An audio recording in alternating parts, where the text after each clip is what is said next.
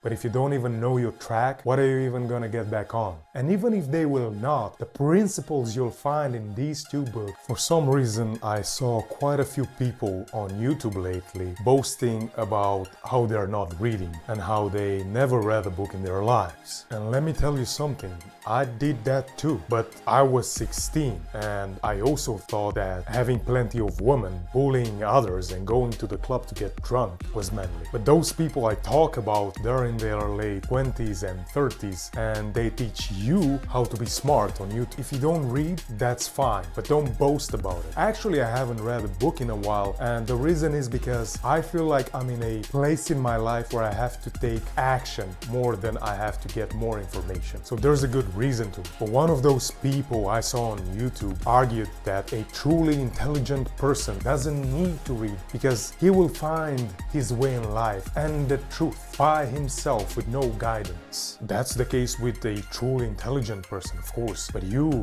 my friend, you clicked on this video because you are dumb. Because you want to see what you should read and what will make you a more successful man. Well, in that case, welcome to the Dumbest Men's Club, which I'm a part of as well. Before we begin, I must tell you that I made this list in a specific order. You don't need to stick to it, and it all depends of where you are in life and what you need to work on. But number one, the Bible. Now, I'm not trying to enforce on you any belief in this video, but I believe that the Bible or the Quran should be the foundation. That's my opinion, because I believe these two sacred books can help you find your purpose in life. And purpose should be the foundation. Your purpose is like your root or your why, but on a very deep level. This is what will keep you going when things get difficult in most of the cases. If you know your track, you can fall off it because most probably you will get back on it sooner or later. But if you don't even know your track, what are you even gonna get back on? And again, I'm not even talking about a specific religion here, but I believe that these two sacred books can help you find your purpose in life. And even if they will not, the principles you'll find in these two books, if applied, and even if you only apply a few of them, will truly help you in your quest of becoming a better version of yourself. Number two, The Way of the Superior Man. I believe this book is helpful because in this book, you will learn a lot about yourself as a man. This book can also help you find your deepest purpose, but on top of that, you will learn about the masculine and feminine energies that are within yourself and how to manage them. This book will also help you understand the differences between men and women in a healthy way and helping you, in my opinion, to become a better man for your lady and have a better relationship. Number three, How to Win Friends and Influence People. And I know this title sounds cheesy, but it's definitely one of my favorite books of all time, if not my favorite. Opposed to what the title makes you think, or at least opposed to what the title made me think when I first heard about this book, the content inside is not shallow. It does not teach you how to be unoriginal or manipulative in the bad sense of the word, if there is a good sense of the word as well, but rather it teaches you how to be authentic and empathic. For example, this book teaches you how to find something good in everyone, how to find something real that you like and appreciate in a person and then make a compliment on that, and avoid making a compliment about a quality that you think that person doesn't even have just for the sake of making a compliment. Another simple but important skill, this book teaches you how to remember people's names, and it also teaches you that if you use someone's name during the conversation, it will make the other person more likely to listen to you. For example, did you know that someone's first name is one of the sweetest words for his or her ears? I'm pretty sure I learned this in this book. This book will help you tremendously in your relationships with others and with your social skills. Number four, The Power of Habit. Habits make us or break us, and that is true for all of us because we are creatures of habit. You must understand how habits work, how to break them, and how to form new ones. And this book teaches you just that. If you want to be a better man, have more success, make more money, you must not only know about habits, but also know how to make it easier for yourself to get rid of one or implement a new one.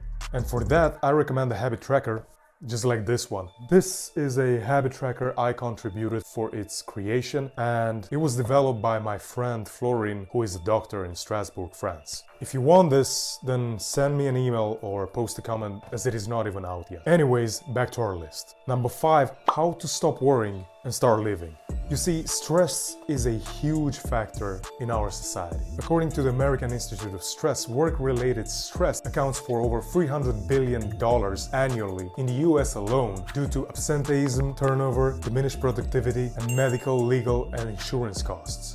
According to the National Institute of Occupational Safety and Health, 40% of workers reported their job as very or extremely stressful, and 25% view their job as the #1 stressor in their lives. Now, I think the average person 500 years ago who lived in a war-free part of the world, where there was no famine or sickness like leprosy, for example, I believe an average person like that was not as stressed as we are today. Even though most of us live in peace, have food on our table, and are relatively healthy, most of us are extremely stressed on a day-to-day basis. And this book, How to Stop Worrying and Start Living, is one of my favorite books of all time, because it teaches you how to respond to seemingly stressful situations and how to react. In my opinion, the best thing that this book taught me was how to make a difference between the things that I can control and the things that I cannot control. There are many things you cannot control, but focus on the things you can control and just leave it at that. Number 6, why we sleep.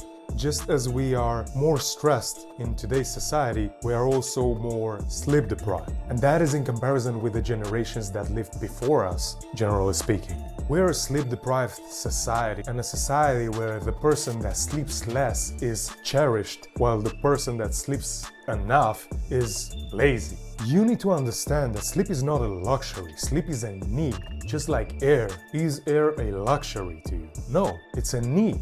Lack of sleep will affect your cognitive functions, your testosterone levels, the ability of your body to stay in the right temperature, your recovery, and many more. There are studies that show that if you learn something and then you get a proper night's sleep, this will help cement the information in your brain. And this is for all the students out there who think they're doing good because they stay up all night to learn for the exam. You're not doing that good. It's working hard, but you're not working really smart. And don't trust me, check out the studies. They're all over the internet. Sleep is a superpower and a medicine for your body. And you may not know this, but sleep deprivation challenges are banned from the Guinness World Record because of the huge health risk associated with it. And just imagine for how many things you can get into the Guinness World Record. How many other dangerous things there are out there. And that's just to put things into perspective. Anyhow, you need to educate yourself on this topic as it has an impact on everything in your life. There's even studies that compared how people rated the attractiveness of others based on how much they sleep. So you get the same person when they were sleep deprived and when they had enough sleep. And people find the same person many more times more attractive when that person got enough sleep versus when he or she was sleep deprived. This book is a must. Number 7, The Richest Man in Babylon. Every man should have his finances in order and needs to be financially responsible, and that is the case especially if you are married and have kids. I think this book is the foundation of your financial education. I absolutely love this book and recommend it to everyone,